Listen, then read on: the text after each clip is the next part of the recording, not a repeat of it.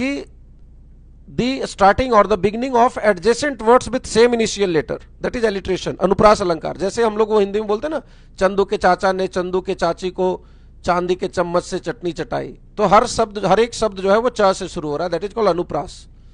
Acronym बोलते हैं प्रथमाक्षरी नाम, अलग अलग शब्दों के प्रथम लेटर को लेकर जो नया वर्ड बना देते हैं, दैट इज कॉल्ड एक्रोनिम। जैसे हमने निम्बी का एग्जांपल दिया था, नॉट इन माय बैकयार्ड।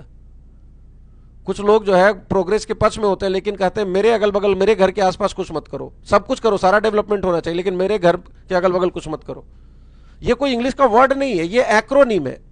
ये अलग अलग शब्दों का फर्स्ट लेटर जोड़ के, जैसे not in my back yard, ये अलग अलग वर्ड के फर्स्ट लेटर को जोड़कर ये एक्रोनिम बना दिया गया, दैट इज कॉल्ड लिम्बी।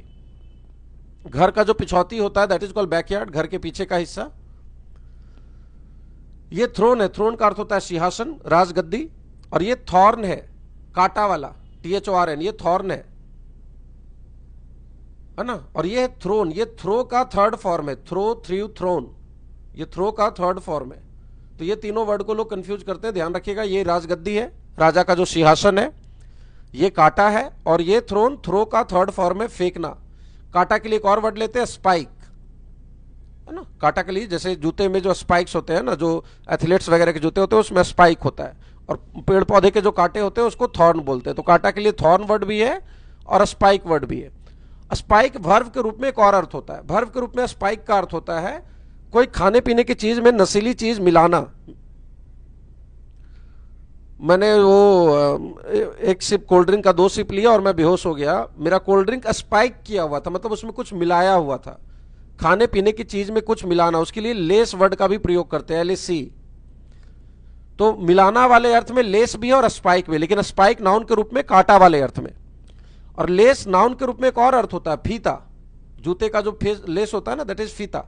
तो लेस नाउन है या भर्व है? नाउन के रूप में फीता और भर्व के रूप में मिलाना, और स्पाइक नाउन के रूप में कांटा और भर्व के रूप में मिलाना, नशीली चीज मिलाना, हल्की फुल्की कोई चीज किसी खाने की चीज में मिलाना, दैट इज कॉल्ड लेस करना या स्पाइक करना। और लेस को नहीं कंफ्यूज करना लैस से, ये होता है पीटना, छड़ी या चाबुक से किसी को मारना, LASH, नॉन और वर्ब दोनों है। राजा ने उसे 100 लैसेज की सजा दी, 100 कोड़ों की, तो उसका स्पेलिंग LASH, और फीता वाला लेस